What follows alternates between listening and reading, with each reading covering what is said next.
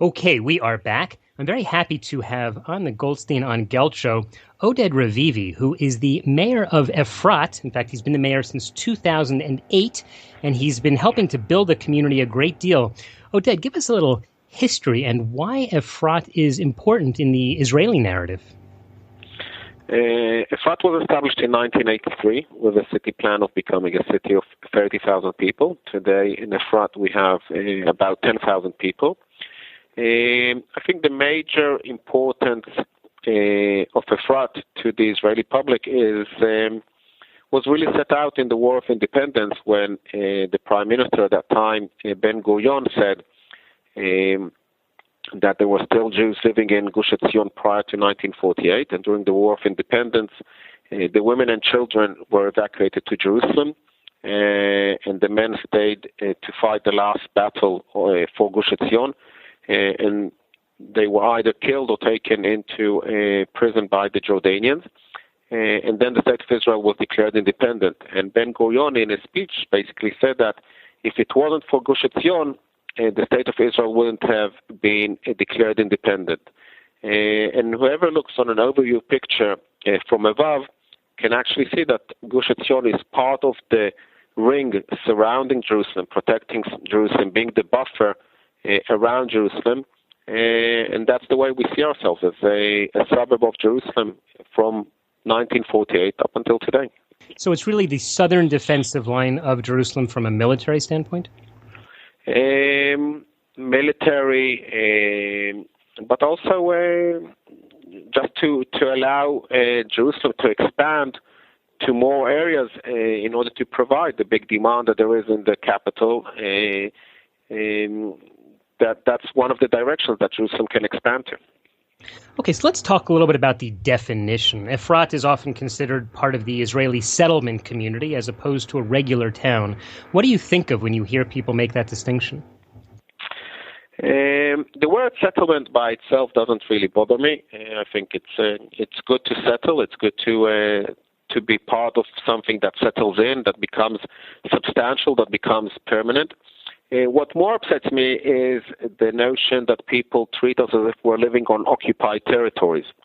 And that term has become so widely spread that people don't even bother asking themselves, occupied from who? Because if it's occupied, it means it belongs to somebody else. And when you raise the question, occupied from who, people stop usually and start thinking for a second, and then they realize that prior to 1967, all over Judah and Samaria, the area was occupied by the Jordanians, and prior to that, it was the British Mandate, and prior to that, it was the Turkish. And basically, all these three nations, countries, or group of people that you wish to call, have all declared that they have no claims over this land in different periods of history. The Turkish when they lost to the British when they gave up the British Mandate, and the Jordanians during the peace negotiations with the State of Israel, they literally declared in writing that they have no claim over this land.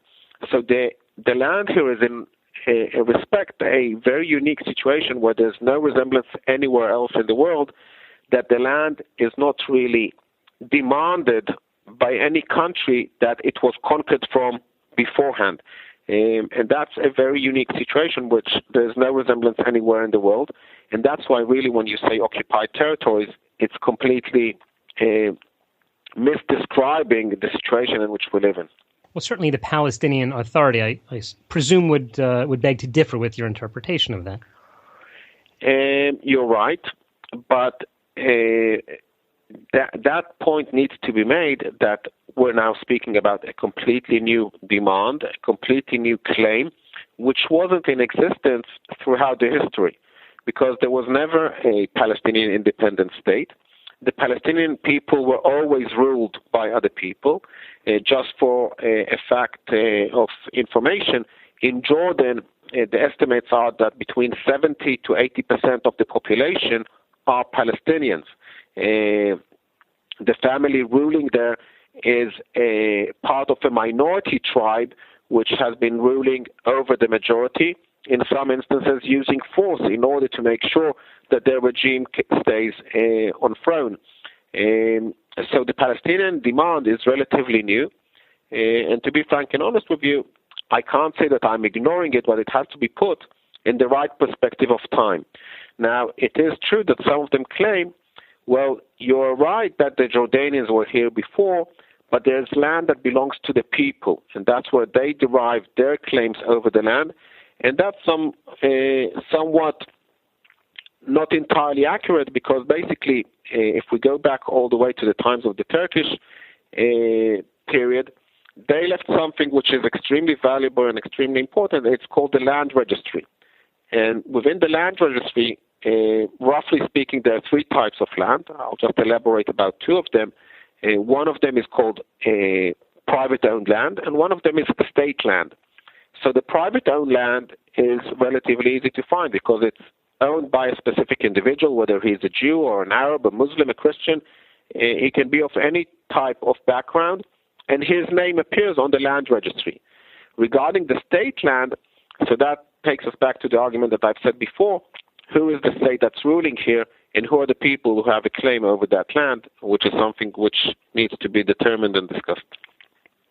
I see. We're talking with Oded Revivi, who is the mayor of Efrat. He's been describing some of the issues of land ownership in Efrat and the settlement area. In fact, Oded, inside of Efrat, there are Arab fields that are not inside the town itself. Why is that? Well, the founders of the city 32 years ago came with an idea of setting up a town which is not surrounded by a fence. Now, if you look at our neighbors and you know in which type of neighborhood we live in, and if you would even make the effort of looking on an overview picture of the city of Efrat, you will see that it looks like one long trail of cabins, houses. If you want to be more illustrated, you can say it reminds you of a sausage or a hot dog, depends on which part of the world you come from. And the question becomes definitely difficult when you say, how do you protect such a city, which from one end to another, the length of it is 8 kilometers, which is about 5 miles. The width of it at the most narrowest place is a dual carriageway, 80 meters. So it's very long and thin. And if you just try to recall 20, 30 years ago when there were still those Western movies shown where there was a long trail of cabins that were ridden by cowboys, and from the hilltops you saw those Indians coming down and starting shooting and firing and calling out.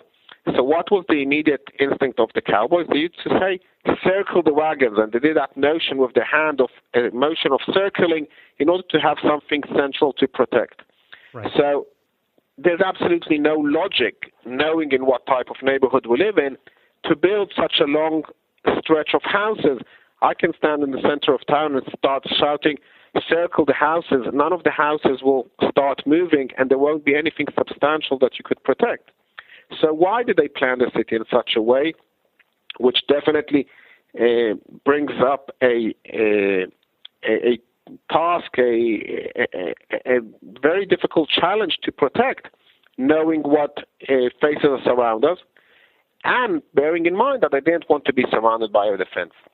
And the idea was that if they'll build the city in such courtesy and respect over the land which is owned by private individuals, which brings us back to the answer I gave you before about the different titles of land. They knew which parts of the land around are owned and maintained by private Arab individuals. And they said to themselves, if we respect those titles, if we respect that ownership, if we respect that maintenance of land, and we don't take any part of that land, we just build around it, we build where we are allowed, where the land is owned by private Jewish individuals or where the land is state-declared land, and we don't take any inch of their plot, there won't be a need for a fence. And surely enough, 32 years after, Efrat is still not surrounded by a fence. We've got a very good relationship with our Arab neighbors, and those plots that you've mentioned in your question are really owned and maintained up until today by those private Arab individuals who have free access to their fields. They can actually work their fields, maintain them, grow whatever they wish to grow, and afterwards market it in whatever market they wish with absolutely no obstacle and no disturbance and no restrictions. And that has brought up a relationship that we can still live in a city which is not surrounded by a fence. And if any of the listeners will compare the statistics of crimes or terrorist attacks that have happened in Efrat, they will be surprised how much lower they are regarding anywhere else that your listeners are at this given moment, whether it's in Israel or anywhere else in the world. So it certainly seems that there is an economic design to, let's say, the setup of Efrat itself. Tell me more about the overall economic benefit or disadvantage because of the cost of protecting the settlements to Israel as a whole. There are different myths in your question, which are not entirely based on facts. Efrat is not surrounded by heavy presence of army or police. The amount of money which is invested in security is paid by the residents of Efrat, which, to be fair and honest, are quite low. They amount to 200 to 300 shekels for 2 months, which is relatively a small amount of money. And with that amount, we manage to provide security because we don't just invest in technology, or we don't just invest in manpower. We also invest in relations. We also invest in building up a relationship with our neighbors that we won't have to invest those amounts of money in order to provide security. And I think if you want to take it into a broader scale, if you compare the amount of money that was invested in the security fence that was built in order to provide security, or even in the Gaza Strip where you see that there was a solid fence built in order to prevent from suicide bombers to cross over, you realize that that fence only raises the challenge and becomes an obstacle for those who want to carry on hurting you. And that raising the obstacle can be overcome. So in the Gaza Strip, it's an excellent example where at the first instance, yes, suicide bombers stopped crossing over the border. Afterwards, we saw missiles flying over the obstacle, over the fence. And during the last summer, we saw people digging tunnels underneath the ground in order to attack and in order to cause harm. In Efrat, the security fence was never completed, not because we succeeded in the legal battle against it, but we actually succeeded in the financial battle. The government of Israel ran out of funds building the security fence, literally when you come towards the entrance of Efrat, and it begins again way down south, which there's quite a big opening, which you would think that this is a motorway for suicide bombers who would want to cause harm in Israel. But yet you see that no money is invested, you see that no technology is invested, and that opening is safe and suicide bombers don't cross. Why? Because there all of a sudden there is a meeting of interest of the Israeli government and the Palestinian Authority to stop those suicide bombers from crossing. And the Palestinian Authority, with the help of the Israeli security forces, are actually preventing from those who still have a motive to cross over. Why? Because they've realized that those pictures don't project well for the Palestinian public relations in the international community. So at the end of the day, if you find a way to have a mutual interest, if you find a way to have a dialogue with your neighbors, you can find yourself saving money and not having to invest large amounts of money in actually providing security. Okay, that sounds like a very, very good investment, which is simply investing in the relationships. And then at some other time, Oded will have to talk about the actual investments that people can do with their own money in Efrat and around Israel. Unfortunately, we're just about out of time. Oded Revivi, in the last few seconds, just tell us, how can people follow you, follow Efrat, and learn a little more?